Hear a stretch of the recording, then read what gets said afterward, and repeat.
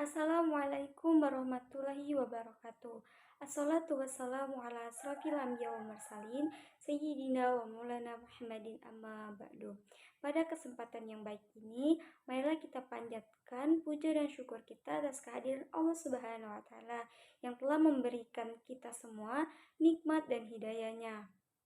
Hadirin yang saya hormati, baiklah, pada kesempatan kali ini saya akan menyampaikan sebuah pidato yang berjudul Pentingnya Pengetahuan Mahasiswa tentang Pendidikan Abad 21.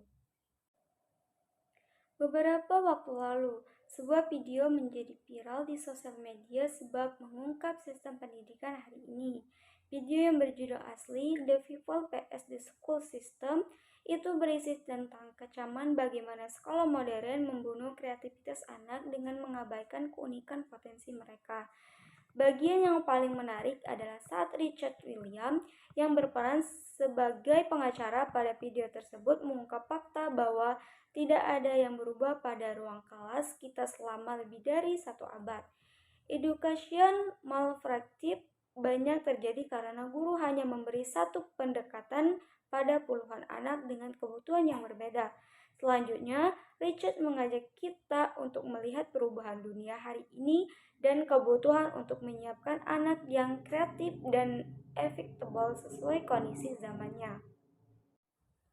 Mengapa pendidikan abad 21? Apa yang terbayang di pikiran Anda saat mendengar kata abad 21? Kemajuan teknologi, konektivitas, dan masih banyak lagi. Kemajuan ini tidak hanya menuntut kita untuk up to date pada perkembangan yang terjadi di lingkungan, tapi juga memaksa kita untuk berubah agar bisa survive dengan kebutuhan zaman.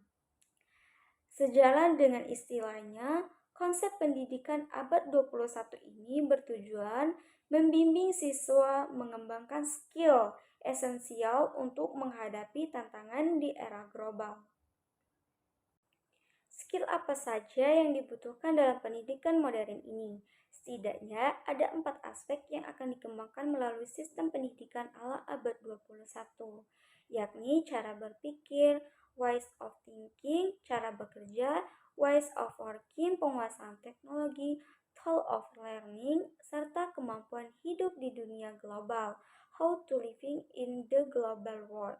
Nah, di sini saya akan mencoba jabarkan keempat aspek ini beserta implikasinya dalam kegiatan belajar mengajar sehari-hari. Cara berpikir. Sekolah abad 21 mengembangkan cara berpikir kritis dan solutif. Strategi belajar yang diterapkan sedapat mungkin mendorong inovasi dan skill berpikir kreatif. Sementara itu, kreativitas membutuhkan kemampuan kognitif tingkat tinggi.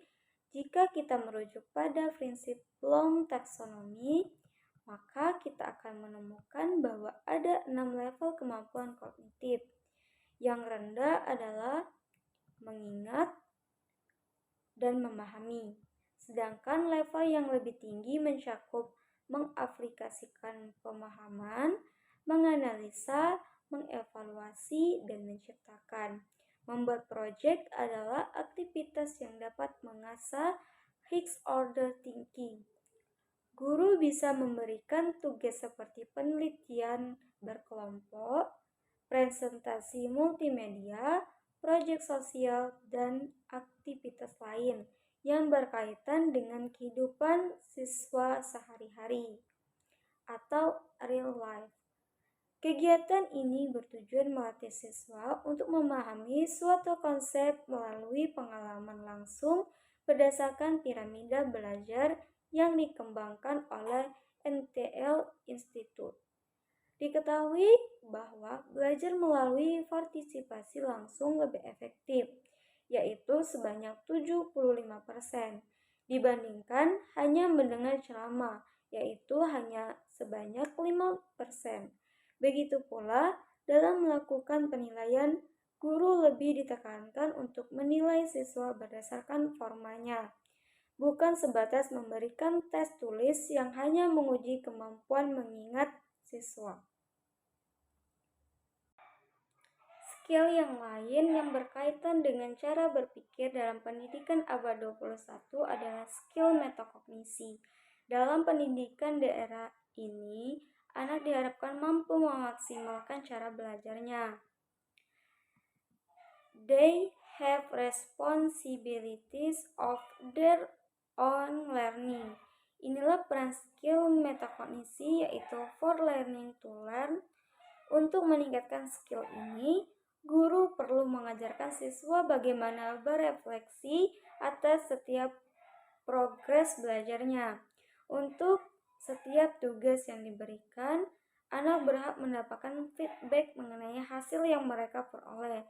Ini bertujuan agar anak dapat berefleksi akan progres belajarnya dan mendapat ide mengenai langkah untuk meningkatkan diri. Penguasaan teknologi. Teknologi tentu tak bisa lepas dari pembelajaran abad 21. Poin pentingnya di sini adalah bagaimana sekolah dan guru bisa memanfaatkan tools yang akan ada untuk memaksimalkan proses belajar. Jika selama ini teknologi yang digunakan hanya sebatas tracking error, guru disarankan untuk bisa mengeksplorasi pada fungsi yang lebih jauh lagi.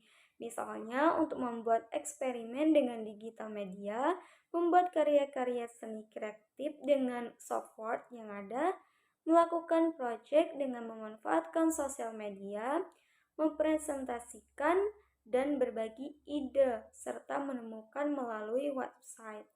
Semua sangat bisa dilakukan, tapi ingat, sebelumnya guru harus menjelaskan mengenai tanggung jawab dalam menggunakan teknologi seperti internet atau gadget kepada siswa. Mereka perlu tahu manfaat internet secara praktis di luar minat mereka terhadap media sosial, game online maupun hiburan lain. Mereka juga perlu diperingatkan akan bahaya yang mengintai seperti cybercrime maupun pornografi. Tidak hanya bagi siswa, di sisi lain teknologi terutama internet juga memiliki manfaat besar bagi guru untuk mengakses ide-ide terkait strategi pembelajaran hingga materi lesson plan.